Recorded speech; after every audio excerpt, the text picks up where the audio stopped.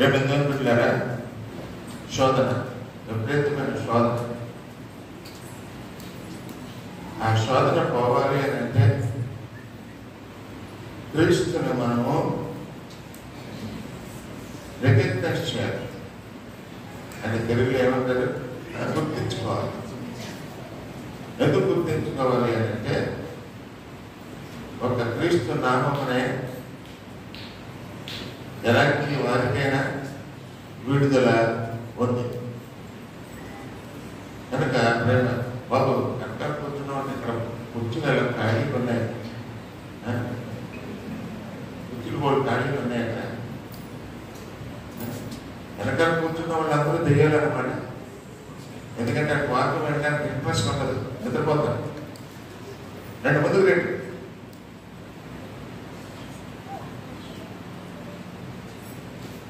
కనుక యేసుక్రీస్తును మనం గుర్తించుకోవాలి. నా దేవుడు, నా విమోచకుడు, నా సమస్తము ఆయనే అని ఎప్పుడైతే మీరు గుర్తించుకుంటారో అప్పుడే మీరు విడుదల. ఇప్పుడు ఈ కథను మనం చూస్తున్నప్పుడు యేసుక్రీస్తు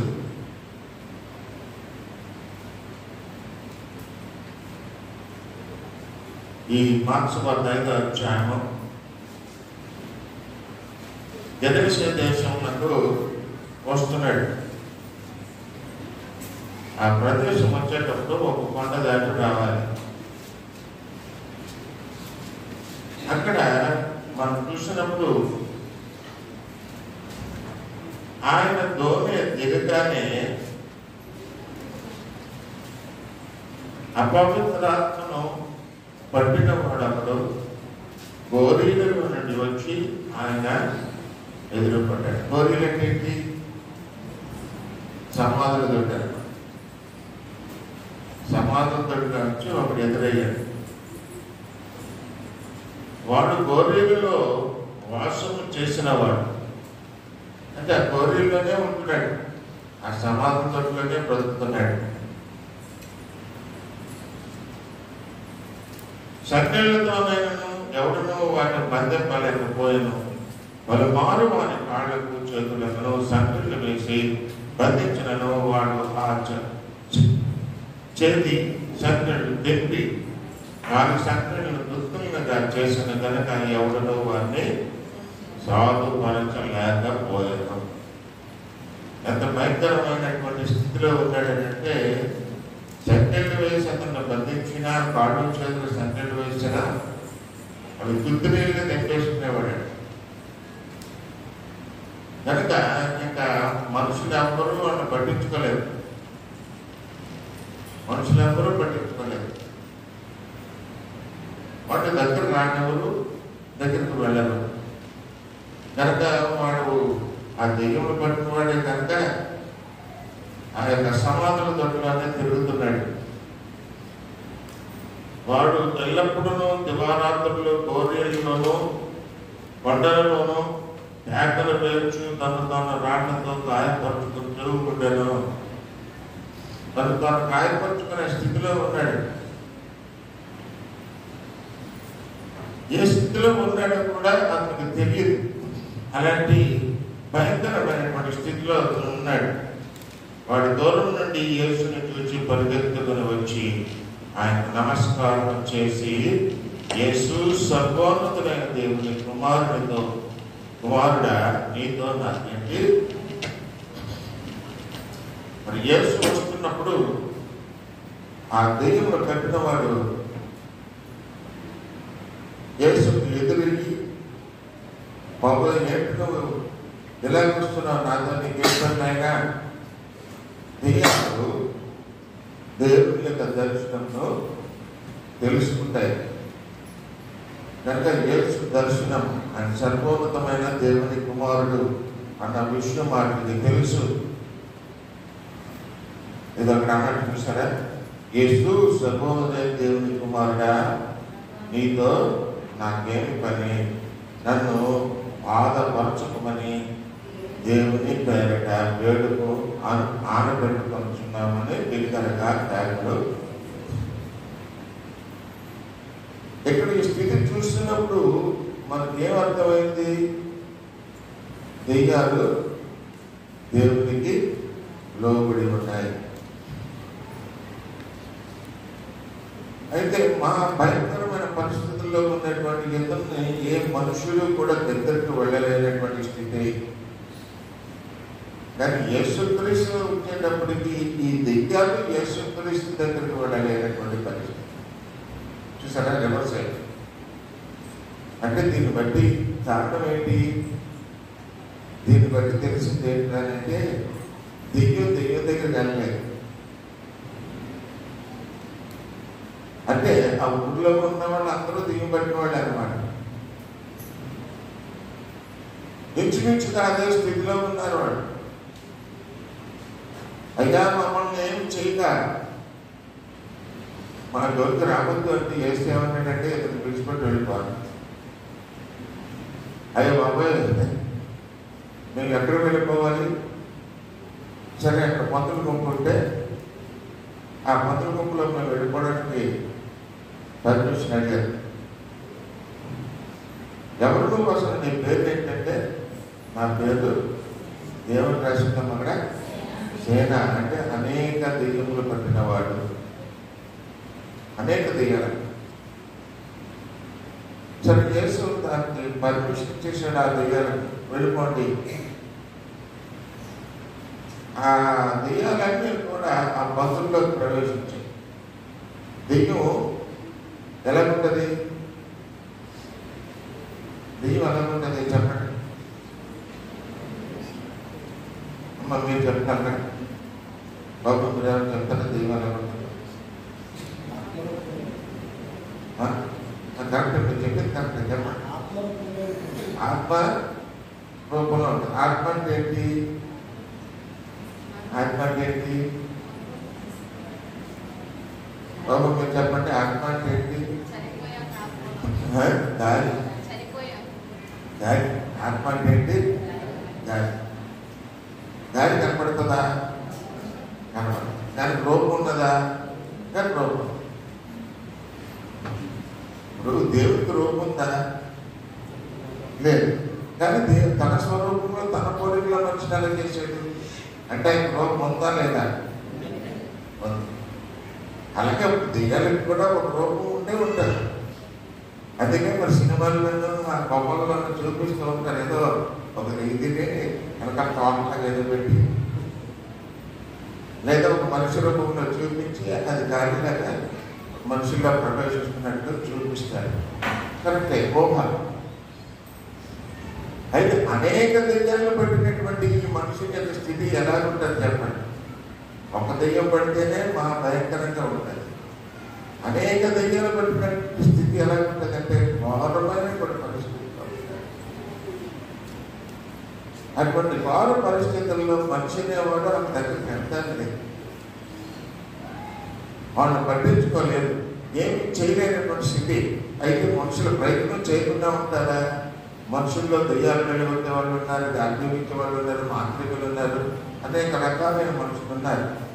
వాళ్ళు కూడా ఆ దెయ్యాలను వెళ్ళగొడతారు. ఈ స్థితిలో యేసును చూసిన వెంటనే దెయ్యాలు ఏమైనాయంటే స్పందించి నీవు సర్వోన్నతమైన దేవుని కుమారుడివి అని గ్రహించినటువంటి దెయ్యాలు. మరి మనలో దెయ్యాలు ఉన్నాయి, మనం గ్రహిస్తున్నామా? యేసుక్రీస్తు సర్వోన్నతమైన దేవుని కుమారుడని నువ్వు గ్రహించగలిగితే నీలో దెయ్యం ఉంటుంది. అది కాపాడి చెప్పడానికే నేను ఇది తీసుకుంటాను. ప్రతి ఒక్కరిలో దెయ్యం ఉంటుంది. ఆ దెయ్యమే కోపము, ఇంకే అనేక రకాలైన ఫీలింగ్స్ తీసుకొచ్చి పడుతూ ఉంటుంది మనకి. స్వార్థము, ద్వేషము. కనుక ఇటువంటి చెడు ఊహలు మనలో ఉన్నాయి. ఈ ఆత్మ మనల్ని ఆవరించి ఉన్నది. చెడు అనే ఆత్మ మనల్ని ఆవరించి ఉంటుంది. ఈ చెడు మనలో పోవాలి అంటే మనం యేసుక్రీస్తు వైపు చూడాలి. ఆయనే నాకు రక్షకుడు, ఆయనే నా విమోచకుడు అని ఆయన్ని మనం ఏం చేయాలి? రికగ్నైజ్ చేయాలి. అంటే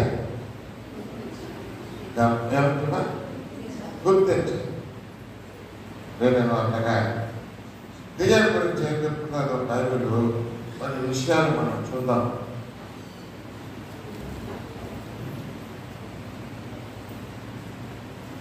ఈ ఈవిల్ స్పిరిట్స్ అంటే చెడాత్మ.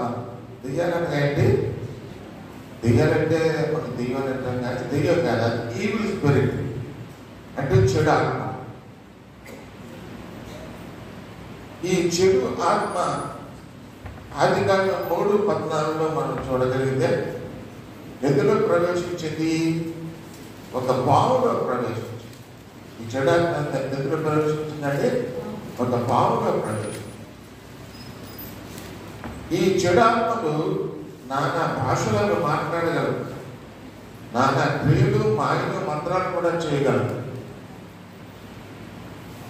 వాటికి అంత శక్తి ఉన్నది. ఎందుకంటే అది దేవుని దగ్గర నుంచి వెలివేయబడినటువంటి దూతలు. కానీ శక్తిహీనత అనేది లేదు, శక్తి ఉన్నటువంటివే. ఇప్పుడు అవ్వ ఆ పక్కన చూస్తుంది. అప్పుడు ఈ చెడాత్మ ఈ పావులో ఉన్నది కనుక నెమ్మదిగా ఈ అవ్వను పిలిచి ఈ పొట్ట ఎందుకు తినలేదు అని అంటే దేవుడికి తినవద్దన్నాడు. ఇది తిన్నారు నువ్వు చేస్తావు చెప్పాడు. అయితే మీరెందుకు చేస్తారు? నీకు జ్ఞానం కలిగి ఉంటుంది, దేవదూతలతో సమానం అయిపోతారు. అంటే ఏం చేసింది అక్కడ? ఈ యొక్క చూడడానికి మనం ఏమి బోధించింది? చెడుని బోధించింది. అంటే లేని దానిని ఉన్నదిగా చూపించింది, చూపించి మోసం చేసింది. ఆ మోసంలో పడిపోయింది ఎవరు? అసలు ఆ మోసంలో పడిపోవడానికి కారణం ఏంటి? తనలో కూడా ఒక రకమైనటువంటి కోరిక ఉంది. అది ఎప్పుడు రోజు చూస్తుంది. చూడడానికి చాలా అందంగా ఉంటుందట ఆ పండు, తినడానికి మంచి రుచికరమైనటువంటి పండుగ ఉందట. కనుక మనసులో ఇది ఎందుకు తినొద్దన్నాడు దేవుడు, ఇది ఎందుకు తినొద్దన్నాడు దేవుడు అన్నట్టే అనుకుంటుంది. ప్రతిరోజు మనకు ఏమైపోతుందంటే ఒక చెడు మన మనసులో ఉందంటే ఆ చెడు మీదే మన ధ్యానం ఉండాలి. అవునా కదా? కథలు కూడా ఆ చెడు మీదే వస్తాయి. కనుక ప్రేమైన వాళ్ళ అవ్వ మనసులో కూడా ఆ చెడు అనేటటువంటి మనసు కలిగి ఉన్నది కనుక సునాయాసంగా ఈ యొక్క అపవిత్రాత్మ ఏం చేసింది? మోసం చేసింది. కనుక అవ్వ ఆ పండును తినేసి తన కళ్ళు తెరవగా తను కూడా తన భర్త అయినటువంటి ఆదాము పండు తీసుకెళ్ళి పెట్టింది. తన పాడవడమే కాకుండా ఇంకొకరు పాడు చేసింది. కనుక ప్రేమైన వాళ్ళ మన అందరిలో కూడా ఈ యొక్క చెడు ఆత్మలు ఉంటూనే ఉంటాయి. మనం పాడవుగా ఉన్నవాళ్ళని కూడా పాడు చేసేటటువంటి స్థితిలో మనం ఉంటూ ఉంటాం. ఇంటిలో భార్యాభర్తల మధ్య గొడవలు కూడా అదే కారణం. ఈ చెడు ఆత్మ మనలో ఉండడం వల్ల మన జీవితాల్లో అశాంతి నెలకొని ఉంటుంది. బిడ్డల యొక్క కోపము, బిడ్డల్ని సరిగ్గా పెంచలేకపోవడము, వారిని కంట్రోల్ చేయలేకపోవడము, ఇవన్నీ కూడా ఈ యొక్క దుష్టాత్మ యొక్క ప్రభావమే. దుష్టాత్మ యొక్క ప్రభావం. కనుక మరి దుష్టాత్మ పోవాలి అని అంటే ఈ దుష్టాత్మ ఏం చేయాలి? యేసుక్రీస్తుని గుర్తించాలి. యేసుక్రీస్తుని గుర్తించకపోతే ఆ దుష్టాత్మ బయటకు పోదు. కనుక ప్రతి క్రైస్తవుడు యేసుక్రీస్తుని గుర్తించి ఆయన ఏమని చెప్పారన్నా? కరెక్ట్, ఎవరికైనా సర్వోన్నతుడైన దేవుని కుమారుడు అన్నటువంటి విషయాన్ని మన మనసులో మనం పెట్టుకోవాలి. ఇంకా యోబు 1:6 మనం చూడగలిగితే ఈ చెడాత్మ ఎక్కడికి వెళ్ళిపోతుంది? దేవుని యొక్క ప్రాంగణంలో వెళ్ళిపోతుందట. అంటే ఎంత గొప్ప పవర్ ఉంటుందో చూసారా దానికి. అది దుష్టాత్మ అయినప్పటికీ దేవుని సన్నిధానంలో వెళ్ళిపోతున్నటువంటి అసలు దాని మనసులో కూడా ఎక్కడ భీతి అనేది ఉండదు. యేసుక్రీస్తు బాప్తిజం తీసుకున్నాడు. బాప్తిజం తీసుకొని 40 రోజుల ప్రార్థన పూర్తి చేసేసాడు. అయినప్పటికీ ఈ దుష్టాత్మ ఏం చేసింది? తెగించేసింది ఆయన దగ్గరికి. చేయబడటం లేకపోయిందట. అనేక రకాలుగా యేసుక్రీస్తుని కూడా శోధించింది. దేవుని సన్నిధానంలో కూడా అక్కడ కూర్చున్న వాళ్ళు అందరూ కొన్ని దిగారంటే కూర్చున్న వాళ్ళ వాక్యం సరిగ్గా వినరు, ఏదో ఆలోచిస్తూ ఉంటారు, ఎక్కడో మనసును పెట్టేసి వస్తారు. ఎక్కడున్నవి శరీరం అంటూ ఉంటుంది. అలాగే ఎంతమంది ఉన్నారో నాకు తెలీదు, అందరూ అని నేను అన్ను, కానీ ఉంటారు. అంటే దైవ సన్నిధానంలో కూడా సాధారణ కూర్చుంటారు. అప్పుడు ఈ దైవ సన్నిధానంలో యోగు గురించి, నా భక్తుడైన యోగుని నువ్వు చూసావా, అది ఎంత గొప్ప భక్తుడో ఏమన్నానంటే, ఒక్కసారి నాకు వదిలేసి చూడాను. అది నువ్వు అతను పట్టుకొని ఉన్నావు కనుక, అతను నిన్ను పట్టుకొని ఉన్నాడు కనుక అతను బాగానే ఉన్నాడు, కానీ ఒక్కసారి అతను వదిలేసి నాకు వదిలేస్తాడు. చూసారా, సాధారణ దేవుడి దగ్గర కూడా ఇలా కోరుకుంటారు. ఒకసారి ఈ భక్తుడు నాకు వదిలేస్తే ఆ భక్తి ఏమిటో నేను తెలియచేస్తాను కనుక ప్రేమైన వాళ్ళ శోధకుడు ఏ విధంగా అయినా సరే మనల్ని పడేయాలని చూస్తాడు. అదే దెయ్యం పట్టిన వాడు. ఈ గరిష్ఠమైన దేశంలో దెయ్యం పట్టినవాడు అనేక దెయ్యాలతో ఎంత బాధపడ్డాడో. కానీ ఎప్పుడైతే క్రీస్తుని గుర్తించాడో ఆ దెయ్యాలన్నీ కూడా పటాపంచుతాయి, విడుదల వచ్చింది.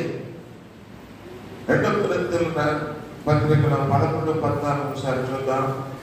2 కొరింథీయుల పత్రిక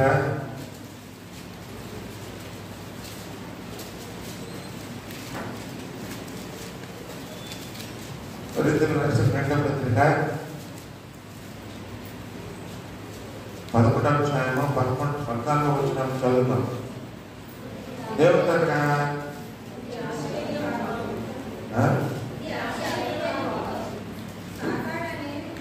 చెప్పండి, పూర్తి చదవండి. చిన్న మొత్తం చదివి నాకు వదిలేయండి. చదువు పూర్తి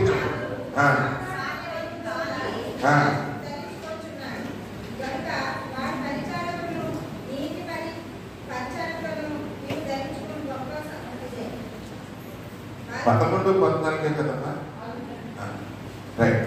సాతాను ఎక్కడ ప్రారంభించాడు? అక్కడ అపోస్తలుడైన పౌలు సాతానుతో ప్రారంభించాడు. ఈ సాతాను తానే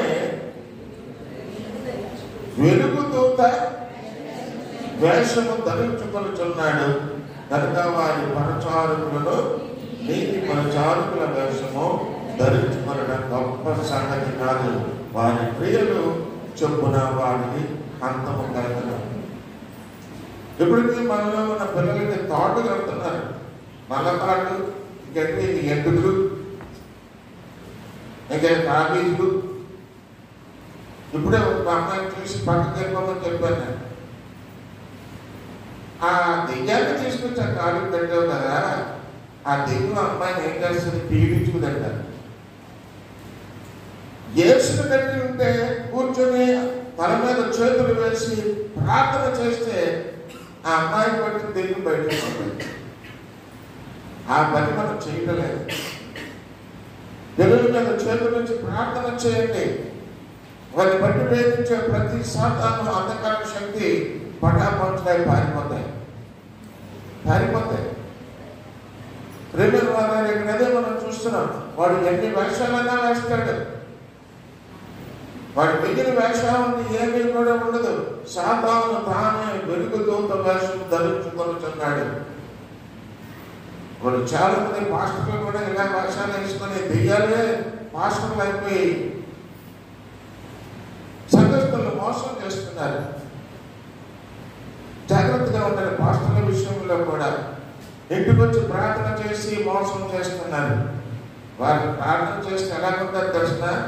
ఓంగురు గొంతుతోటి మిమ్మల్ని భయపెట్టేస్తారు. వారు మాట్లాడే మాటలు, వారు చేసేటటువంటి భాష విధానం అంతా కూడా మనల్ని భయపెట్టేదిగా ఉంటారు. జాగ్రత్తగా ఉండండి. దేవుని దగ్గర వేషధారణ పని చేయదు. యథార్థత కావాలి దేవునికి. నువ్వేమై ఉన్నావో నువ్వు తెలుసుకొని నీ జీవితాన్ని నువ్వు దేవుని వాక్యం ద్వారా మలుచుకుంటూ ఉండాలి. ఒకసారి ఏమైందనంటే, నేను ఒక పెళ్లికి వెళ్ళాను. సాతాను ఎలా పనిచేస్తుందని చూడండి. ఆ పెళ్లికి వెళ్ళినప్పుడు మరి నాకు తెలిసిన వ్యక్తి ఒకడు వచ్చాడు. అయితే నేను ఆటో మీద వెళ్ళాను. ఆటో మీద వెళితే అక్కడ ఏమైందనంటే, నాకు తెలిసిన మనిషి, అయ్యా అతను బెదిరితే నేను ఆటో మీద వస్తానండి అని. తెలంగాణ రావడానికి లేదు. ఎవరు జాగ్రత్త. నేను వస్తాను, ఇక్కడ కాదు, అయితే కొద్దిగా పలానా దగ్గర దించేస్తాను. సరిగ్గా ప్రాంతం వచ్చేటప్పుడు దిగాను. అంటే దిగు ఏ రకంగా పనిచేస్తుందండి. ఒకరు సహకరించాల్సింది కూడా సహకరించకుండా మధ్యలో దించేసేటువంటి కఠినమైనటువంటి హృదయాన్ని అతనిలో పెట్టిందన్నమాట. అబ్బాయి ఏం చేయలేక అక్కడ దిగిపోయాడు. ఈ ఆటో పెద్దదే వస్తుంది కదా, ఇప్పుడు పెద్ద వరకు వచ్చి అక్కడ కావాలంటే నువ్వు డబ్బులు తీసుకోవచ్చు కదా. అంటే ఏ రకంగా పనిచేస్తుంది సాతాను అనే విషయంలో ఇది ఒక చిన్న ఉదాహరణగా చెప్తున్నాను. ఇలాగ అనేక పర్యాలు అనేక మంది అనేక రకాలుగా కఠిన హృదయంతో వారి జీవితాన్ని పాడు చేసుకుంటూ ఉంటారు. ప్రేమ వల్ల ప్రకటన గ్రంథం నుండి 9వ అధ్యాయం 11వ వచనం చూద్దాం. ప్రకటన 9:11. పాతాళపు దూత ఎవరండి? ఈ అంధకార శక్తి దెయ్యాలు. పాతాళపు దూత వాటిపైన రాజుగా ఉన్నాడు. ఎబ్రీ భాషలో వారికి అబద్దోనని పేరు, హెల్లేనీ భాషలో వారి పేరు అపోల్లో. ఈ దుష్టాత్మకి ఒక నాయకుడు కూడా ఉంటాడు. అతని పేరేంటి? అబద్దోని. రెండో పేరేంటి? అపోల్లోని. కనుక ప్రేమైనటువంటి వాళ్ళ అదే 20వ అధ్యాయము 2వ వచనాన్ని మనం చూద్దాం. అక్కడ సాతాను గురించి ఏమంటున్నాడంటే, అతడు ఆది సర్పమును అనగా అపవాదియు సాతానును అను ఆ నడ సర్పమును పట్టుకొని 1000 సంవత్సరములు వారిని బంధించాయి. సరే, సాతాను పేరు ఏంటంటే, ఒకటి అబద్దోని, రెండోది అపోల్లో. తర్వాత ఇక్కడ ఇంకొక పేరు చెప్తున్నాడు. ఏంటది? ఆది సర్పము, ఇంకేంటమ్మా? అపవాదము, సాతానును, ఘట సర్పమును. ప్రేమిల వల్ల అనేక రకాలైనటువంటి పేర్లతో ఈ బైబిల్లో సాతాను గురించి లేదా దుష్టాత్మ గురించి లేదా దెయ్యం గురించి చెప్పబడుతుంది. ఈ దెయ్యాన్ని అంచె దినాలలో దేవుడు ఏం చేయబోతున్నాడు? దాన్ని బంధించబోతున్నాడు. పాతాళంలో ఆ నరక యాత్రలో బంధించబోతున్నాడు. ప్రేమిల వల్ల మరి ఈ శక్తి ఎలా ఉంటుంది ఈ యొక్క సాతానికి అని చూస్తే లూకాసు వార్త 4వ అధ్యాయం 6వ వచనంలో మనం చూసాం. యేసుక్రీస్తు బాప్తిజం తీసుకున్న తర్వాత దాని చక్కగా చూడండి. లూకాసు వార్త 4వ అధ్యాయం 6వ వచనం. ఈ అధికారం చూసారండి. అసలు సృష్టికర్త అయినటువంటి యేసుక్రీస్తు దగ్గరికే వచ్చినటువంటి ఈ సాతానుడు, ఈ అబద్ధోని, ఈ కటసర్పం ఎవరిని శోధిస్తున్నాడు? ఇప్పుడు యేసుక్రీస్తు. యేసుక్రీస్తు ఎవరు? సర్వోన్నతమైన అలాంటి కుమారుడు. ఆయన లేకపోతే సృష్టి లేదు. అలాంటి వాడి దగ్గరకు వచ్చి ఆయన ఏ విధంగా శోధిస్తున్నాడో ఎంత మోసగాడో చూడండి. ఈ అధికారమంతయు ఈ రాజ్యంలో మహిమయు నీతిలో ఈ ప్రపంచాన్ని అందరినీ చూపించి, ఇదిగో ఇదంతా నాదే, దీని మీద నీకు అధికారం ఇస్తానంటున్నాడు. సృష్టించిన వాడిని నీ దగ్గరకు వచ్చి సృష్టిని చూపించి అది సృష్టి మీద నీకు అధికారం ఇస్తాను అని అంటున్నాడు. ఎంత మోసగాడండి! అసలు వాడికి ఎక్కడుంది అధికారం? వాడు వెలివేయబడినటువంటి వాడు, కానీ తెలివైన వాడు.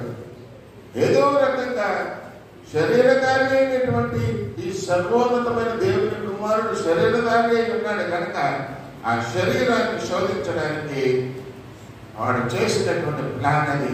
ఇదిగో సృష్టి అంతటి మీద నేను అధికారిగా వేసిస్తాను. రేవైన వాళ్ళ 9వ అదే దీంట్లోనూ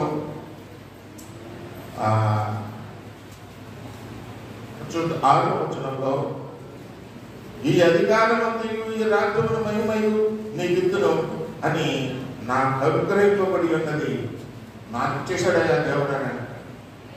వాడిని వెలివేసి పాదాలను పంపిస్తే వాడు ఏం చేస్తున్నాడు? అదంతా ఆక్రమించుకున్నాడు అంటున్నాడు. ఇదంతా నాదే అంటున్నాడు. అధికారం ఇవ్వబడింది అంటున్నాడు. మనల్ని కూడా ఇదే విధంగా మోసగిస్తూ ఉంటాడు సాధారణ. ఇది నాకు ఇచ్చేశాడు, ఇది నా సొంతం, ఇది నా అధికారం, ఇది నాది అనుకున్న వాళ్ళందరూ కూడా చాలా మంది ఉంటారు. తప్పు.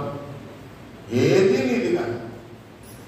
సర్వోన్నతమైన దేవుని యొక్క సృష్టిని నువ్వు గుర్తించగలిగితే, ఆ దేవుని నువ్వు గుర్తించగలిగితే, ఆ దేవుడు నీ జీవితంలో కూడా చాలా గొప్ప కార్యములు చేయడానికి సిద్ధంగా ఉన్నాడు. Believe in the lord.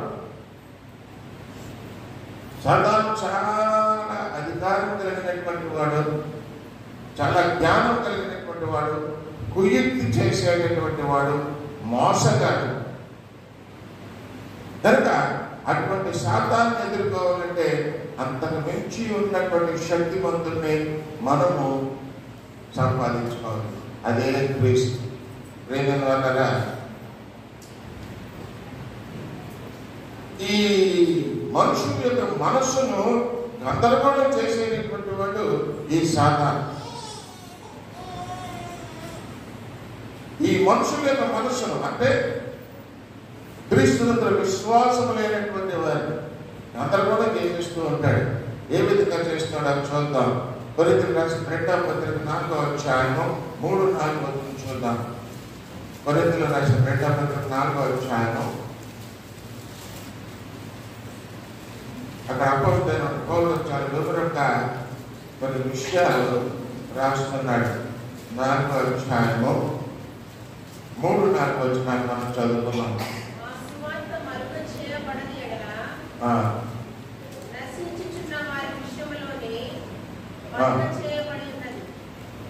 మా సువార్త మరుగు చేయబడని ఎడల నశించుతున్న వారి విషయంలోనే.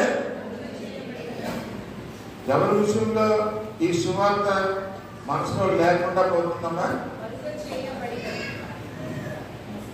మరుగు చేయబడినటువంటి వారిలో నుంచి ఇది మొత్తం అంతా తీసేస్తారంటే ఈ సాధన. ఎందుకు మరుగు చేయబడ్డావు? నువ్వు నీలో ఉన్నటువంటి క్రీస్తును నువ్వు పక్కన పెట్టేసావు కనుక ఇప్పుడు సాతాను వచ్చి కూర్చున్నాడు.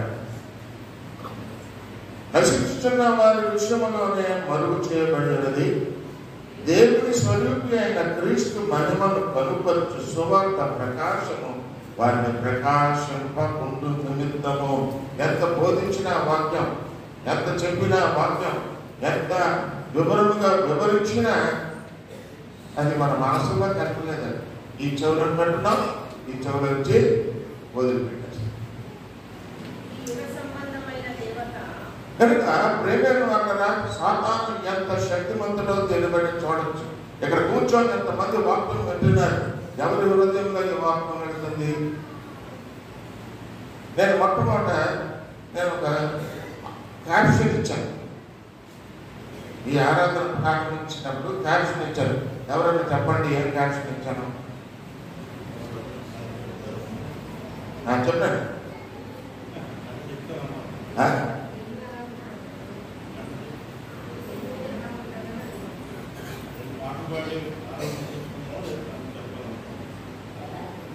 నేను క్యాప్షన్ ఇచ్చాను. క్యాప్షన్ ఇచ్చి మొదలెట్టాను.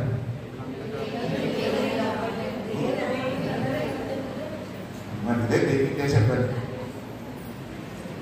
మెరుగవడకు వెళ్తారు కానీ గ్రహింపనే ఎందుకంటుందంటే వాక్యం మనం వింటూనే ఉంటాం. ఏ వింటున్నామో కూడా మనకు తెలియకుండా వింటూ ఉంటాం.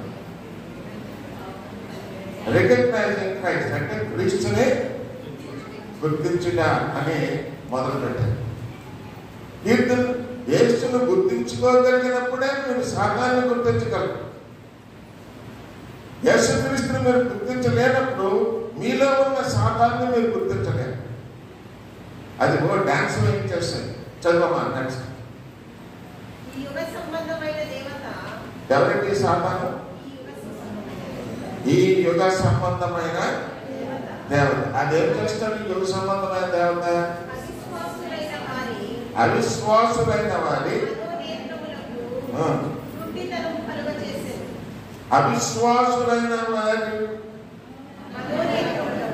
అంటే ఏంటండి? మనోనేత్రం అనగా నీ హృదయ నేత్రాలు. నీ హృదయ నేత్రాలకు ఏం చేస్తున్నది? సాధారణ గుడ్డి.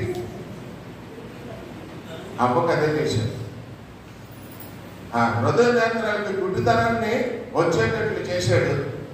ఆ గుడ్డితనంలో పండు తినేసింది. అది ఆయన కూడా ఎక్కేసింది.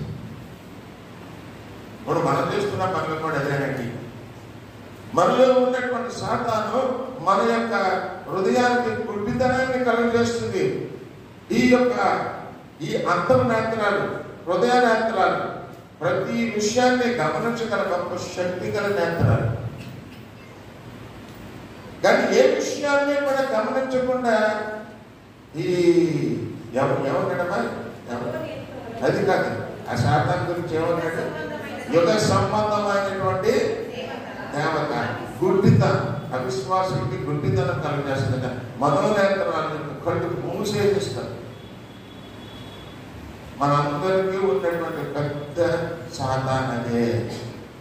మన మనోనేత్రాన్ని గుడ్డితనంతో అది సత్యాన్ని గ్రహించకుండా, దేవుణ్ణి అంత విశ్వాసం ఉంచకుండా మనకి అంధకారం కలుగు చేస్తూ ఉంటారట. ఇంకా ఏమన్నా చూడమ్మా? అంధకారంలో నుండి ఏంటమ్మా?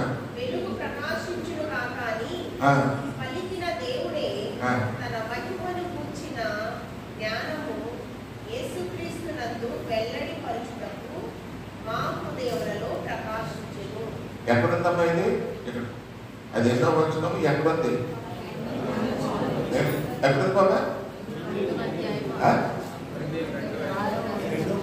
నాకు నిలబడలేదు. నువ్వు వాళ్ళమ్మా రాష్ట్రము ఏంటమ్మా?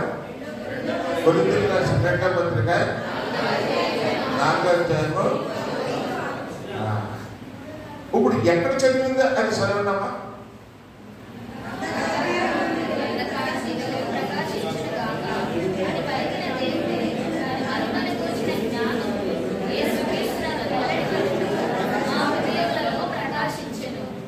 అంధకారంలో వెలుగు ప్రకాశించుగాక అని పలికిన దేవుడే. దేవుడు ఈ సమస్త సృష్టిని చూసినప్పుడు అంత చీకటమయంగా ఉందండి. సృష్టికి ముందు అంటే మొట్టమొదటిగా ఏమిటి క్రియేట్ చేశాడంటే దేవుడు వెలుగునే సృష్టించాడు. చీకటి పారదోలేడు, వెలుగును సృష్టించాడు. అలాంటి దేవుడే తన మహిమ కూర్చున్న జ్ఞానము యేసుక్రీస్తునందు వెల్లడి పరుచుటకు మా హృదయంలో ప్రకాశించను. కనుక ఏ దేవుడైతే వెలుగును సృష్టించాడో, ఏ దేవుడైతే ఈ చీకటిని పారద్రోలాడో, ఆ దేవుడినే మీ దగ్గర బయలుపరచడానికి మా హృదయంలో ప్రకాశించను. అప్పుడు మా హృదయంలో ప్రకాశించేవాడు యేసుక్రీస్తు. ఆయనే ఆదిలో ఈ యొక్క చీకటిని తొలగింపజేసి వెలుగును కలుగజేసిన వాడు. ఆయనే నీ హృదయంలో మూసుకుపోయినటువంటి నీ కళ్ళను తెరవగలిగినటువంటి వాడు, నీ హృదయ నేత్రాన్ని తెరవగలిగినటువంటి వాడు, నీలో ఉన్న చీకటిని పారద్రోలగలిగినటువంటి వాడు, నిన్ను వెలుగు సంబంధి అయిన బిడ్డగా మార్చగల గొప్ప వ్యక్తి ఆ దేవుడే అంటూ అక్కడ ఏమన్నాడు? మనోనేత్రములతో ఇది మా హృదయంలో ప్రకాశించను, మేము మమ్మల్ని గురించి ప్రకటించుకున్నట్లేదు కానీ క్రీస్తు యేసుని గురించి ఆయన ప్రభు మరియు మమ్మల్ని గురించి యేసు నిమిత్తము మేము మీ పక్షాలకు మరియు ప్రకటించుకుంటున్నాము. యేసుక్రీస్తు ప్రభువు నీ నా మనోనేత్రాలు తెరవగలిగినటువంటి వాడు. నీ జీవితంలో నా జీవితంలో ఏ సాతానుడైతే ప్రవేశించి మనల్ని అంధకార జీవితంలోకి నడిపిస్తున్నాడో ఆ అంధకారం నుంచి తిరిగి వెలుగులోకి ప్రకాశింపజేయగల శక్తిమంతుడు యేసుక్రీస్తు ఒక్కడే. అందుకే సబ్జెక్ట్ మొట్టమొదటి ఏమన్నాను? యేసుక్రీస్తును గుర్తించినాను. ఎప్పుడైతే నువ్వు యేసుక్రీస్తును గుర్తించావో నీ జీవితంలో గొప్ప మార్పు కలుగుతుంది. గెరసేన దేశంలోకి వచ్చాడు, ఆ దెయ్యములు పట్టిన వాడిని చూశాడు, ఆ దెయ్యాలు యేసుక్రీస్తుని చూశాడు. అంతవరకు అంధకారంలో ఉన్నటువంటి ఈ దెయ్య ప్రభావం వల్ల, ఈ సాధారణ ప్రభావం వల్ల తన జీవితమే సర్వనాశనం అయిపోయింది అనుకున్నటువంటి వారి నుంచి ఆ దెయ్యాన్ని యేసుక్రీస్తు ఏం చేశాడు? పొమ్మన్నాడు. కనుక చీకటి అలమటించి ఉన్నటువంటి ఈ యొక్క కుమారుడు ఆ చీకటి ఎప్పుడైతే బయటికి పోయిందో వాడు మళ్ళా వెలుగులో ప్రకాశించాడు. ప్రకాశించిన వాడు ఏం చేశాడు? మళ్ళా బట్టలై తొలగించాడు యేసుక్రీస్తు. అక్కడ ఉన్న వాళ్ళందరూ చూశారు, ఆశ్చర్యపోతున్నారు. బాబు పరిగెట్టుకెళ్ళి ఊళ్ళో కూడా చెప్పేశారు, బాబు ఇలా వచ్చాడు ఆయన, ఏ దెయ్యాలమైన పట్టి ఉన్నాడో, ఎప్పుడైతే మనం విడిచిపెట్టామో, ఎప్పుడైతే సంఖ్యలు సహా వృద్ధనీయులుగా మరి తెంపేసుకున్నాడో అలాంటి వాడు ఇప్పుడు విడుదల పొందాడు. వాడు ఇప్పుడు బట్టలు కట్టుకున్నాడు. ఇదిగో ఒక ఆయన వచ్చాడు, ఆ దెయ్యాన్ని వెళ్ళగొట్టాడు. ఆ దెయ్యాన్ని ఎక్కడ పోయే? పంతుల్లోకి పోయే. మన పంతులన్నీ కూడా ఏంటి ఎక్కడ పడినాయి? సముద్రంలో పడ్డాయి, చచ్చిపోయే ఊపిరాడట. అదే రక్షణ. అప్పుడు ఈ ఊరి వాళ్ళందరూ ఏం చేయాలి? మీరైతే ఏం చేస్తారు? మనం చేసే పని చేశారు. యేసుక్రీస్తు కొంచెం పాపం నీకు కొంచెం నమస్కారం అయినా మా బంధువులన్నీ కూడా మా జీవనోపాధి పోయింది కనుక మా ఊరు వీడు చెప్పుకునైనా వాళ్ళగా వెలుగు మన దగ్గరకు వచ్చినప్పుడు దాన్ని ఆహ్వానించగలిగితేనే మన జీవితాలు వెలుగుమయం అవుతాయి. ఆ వెలుగును మనం ఆహ్వానించకుండా నీకు ఒక నమస్కారమైనా మమ్మల్ని ఎందుకైనా బాధపడతావు, మా దగ్గర నుంచి వెళ్ళిపోతే ఆ వెలుగు వెళ్ళిపోతాడు ఉండడు. దేవుని ఆహ్వానించగలిగినప్పుడు, గుర్తించగలిగినప్పుడు, రక్షకుడిని నువ్వు గుర్తించగలిగినప్పుడే నీకు రక్షణ. ఈ గెరసేను దేశంలో ఈ కొండలమట, ఈ సమాధుల దొడ్డి అంట తిరుగుతున్నవాడు ఎప్పుడైతే ఆ దెయ్యాలు యేసుక్రీస్తుని గుర్తించాయో వీడికి విడుదల. వాడి జీవితమే మారిపోయింది. వాడు ఊరిలోకి వెళ్ళి సువార్తను ప్రకటించడం మొదలుపెట్టాడు. యేసుక్రీస్తు చెప్పాడు, మీతో నేను వచ్చేస్తానండి, నన్ను కూడా తీసుకొని వెళ్ళిపోండి అని యేసుక్రీస్తు బతుకుతాడుకుంటున్నాడు. ఇదే బట్టి వదిలినవాడు నాతో రాడు కాదయ్యా, నీ ఊర్లోకి వెళ్ళి దేవుడు నీకు చేసిన మేలును వెళ్ళి చెప్పు అంటే ఊర్లోకి వెళ్ళాడు. ఈ కార్యమంతటినీ కూడా వివరించి చెప్పాడు. ప్రేమైనటువంటి దేవునిలాగా యేసుక్రీస్తు మత్తయి సువార్త 8వ చూడండి.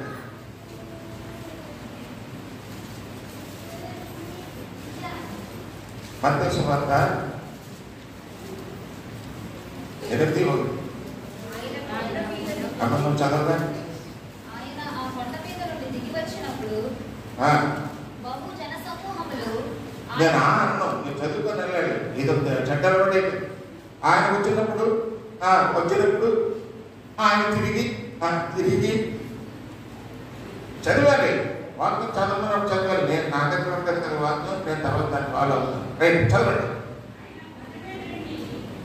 అదే వచ్చి పాట ఇంటి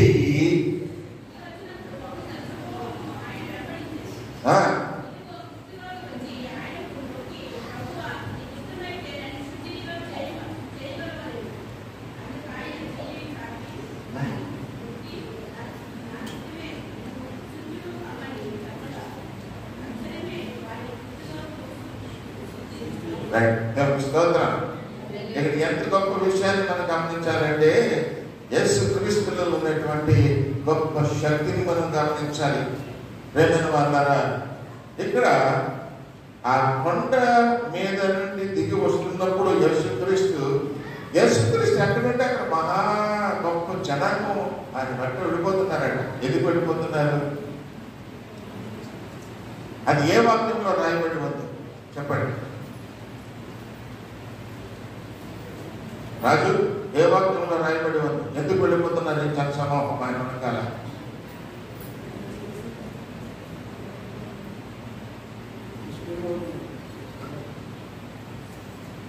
కారణం ఏంటి? అమ్మ నువ్వు చెప్పరా గౌరీ?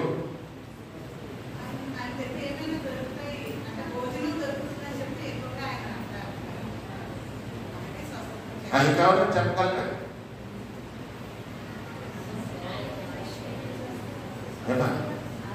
చూడండి, యోహాను సువార్త 2వ అధ్యాయము. యేసుక్రీస్తు అందరు శిష్యులు ఎందుకు నమ్మకం ఉంచిరి?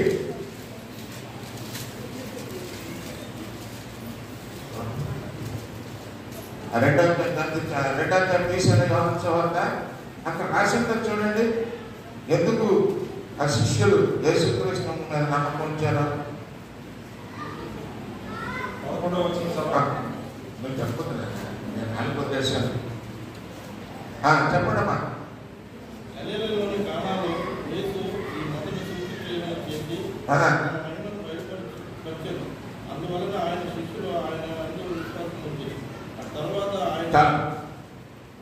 ఏ అధ్యాయంలో చదివడం అయితే ఎక్కడ చదివారైనా? అమ్మా ఏం చదివారు మీరు చెప్పండి. ఏం చదివారు? మీరు చదివారు, మీరేం చదివారని నేను అడుగుతున్నారు. చదవండి, ఆయన ఏం చదివారని చదవండి.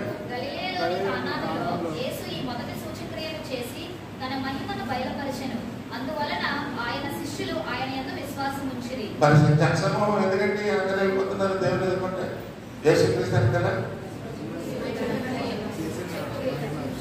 ఆయన వెనకాల ఉన్నారు చెప్పండి. ఎందుకంటే వెళ్ళిపోతున్నారు? ఇవి గమనించి తెలుసుకున్న రోజునే మీరు మీలో ఉన్న దెయ్యం బయటకు పోతుంది. ఇది మీరు గమనించట్లేదు కాబట్టి మీ దెయ్యం అలా కూర్చొని ఉంటుంది మీలో. ఎందుకు వెళ్ళారు? యేసుక్రీస్తు అంటారు జనసమూహం. చెప్పాలి, ఎంతకాలం కష్టం, ఎవరైనా సరే చెప్పాలి.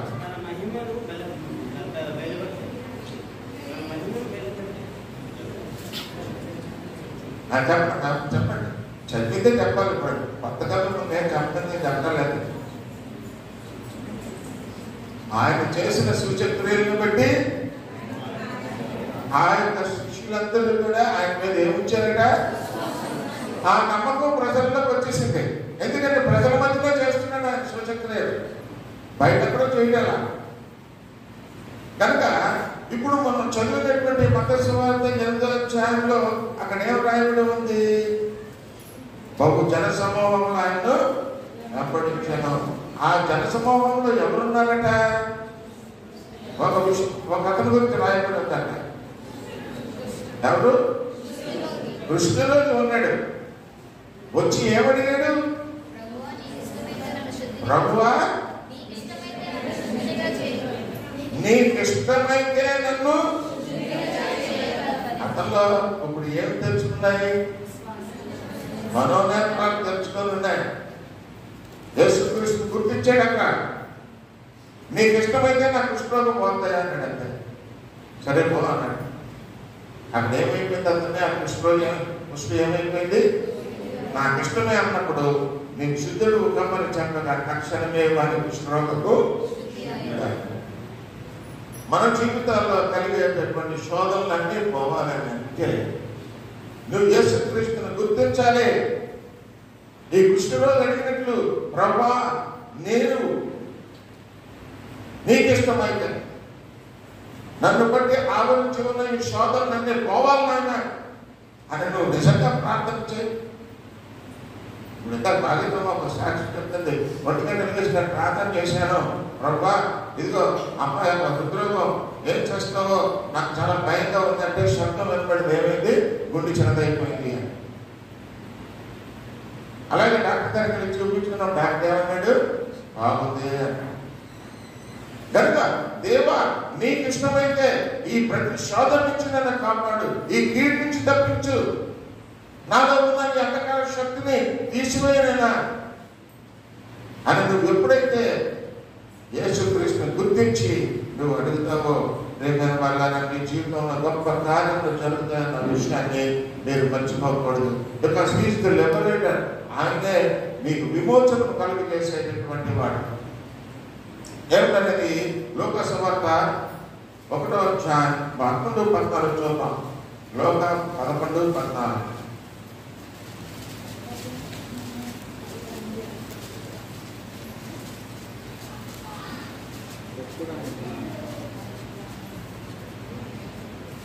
చదవండి. ఎవరైనా చదువుతున్నారు?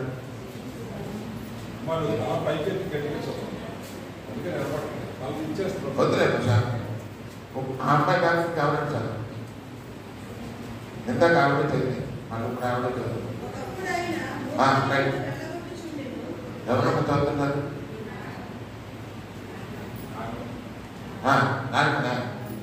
నాగపడి మాస్టర్గా తెలుస్తుంది. నాగపడి కదా ఎవరైనా చదవండి.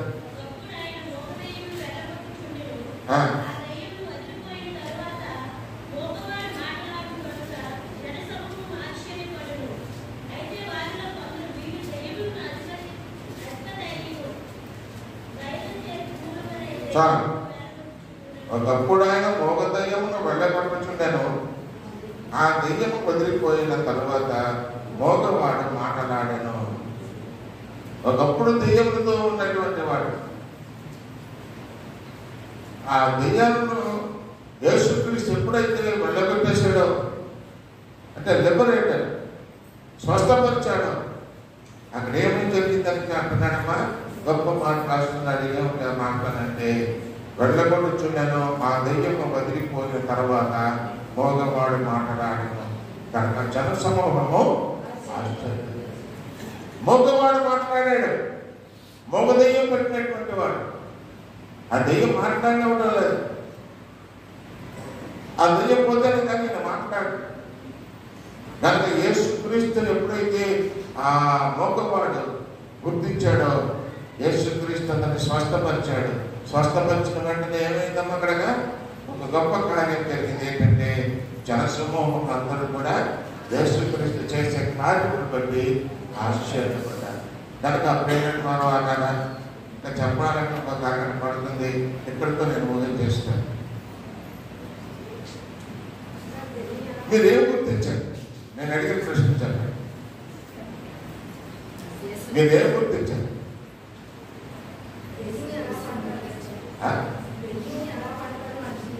అది ఎలా పట్టింది నీకు? చెప్పు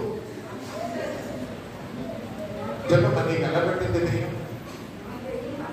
మరి అంటున్నావు అది ఎలా పడుతుందో చెప్తాడు. అదే నేను చెప్పాను. అది కాదు, నువ్వు చెప్పింది కరెక్టే, కానీ అసలు నేను చెప్పింది ఏమిటి? ఏమిటి గుర్తించావు నేను చెప్పినటువంటి ఈ వాక్యంలో? కరెక్ట్గా చెప్తున్నామా? చెప్పు. యేసుని గుర్తించి నీ జీవితంలో ఏ సమస్య నుంచి అయినా సరే, ఏ శోధన నుంచి అయినా సరే ఏ అంధకార శక్తి అయినా సరే అవి ఏమవ్వాలి? పారిపోవాలి. పారిపోవాలి. పారిపోయిన తర్వాత నువ్వేం చేయాలి? పారిపోయిన తర్వాత నువ్వేం చేయాలి?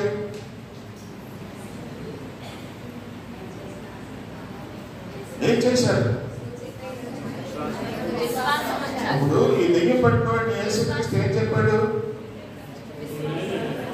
నువ్వు వెళ్ళి మీ ఊరు వెళ్ళి, మరి ఆ మాట చెప్తున్నారా ఎవరైనా? దేవుడు చేసిన క్రియలు మీరు చెప్పగలుగుతున్నారా ఎవరికైనా? అసలు క్రియ జరిగితే కదా చెప్పడానికి. అసలు క్రియ ఎందుకు జరగటం లేదు అంటే ఎందువల్ల జరగటం లేదని చెప్పాను.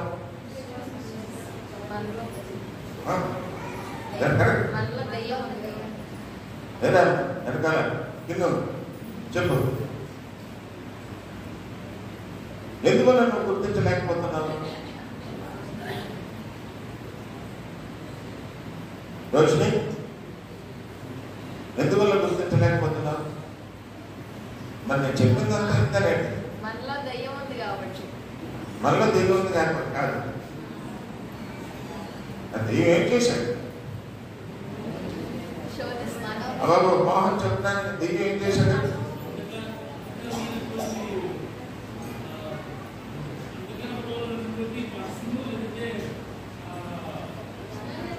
నువ్వు పాయింట్ కరెక్ట్ గా చెప్పలేకపోతున్నావు. కరెక్ట్ గా చెప్తున్నా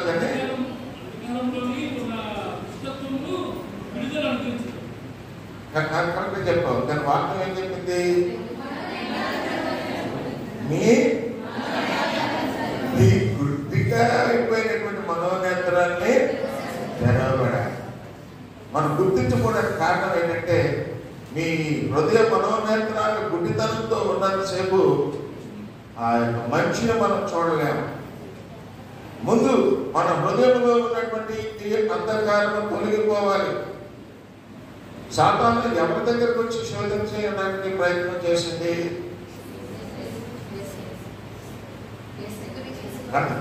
ఇంకో మాట సార్, నేను చదివిన వాక్యంలో ఇంకో మాట.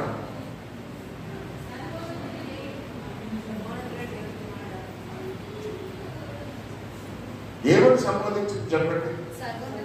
అది కాదు, సర్వసృష్టిని చూపించి అధికారము.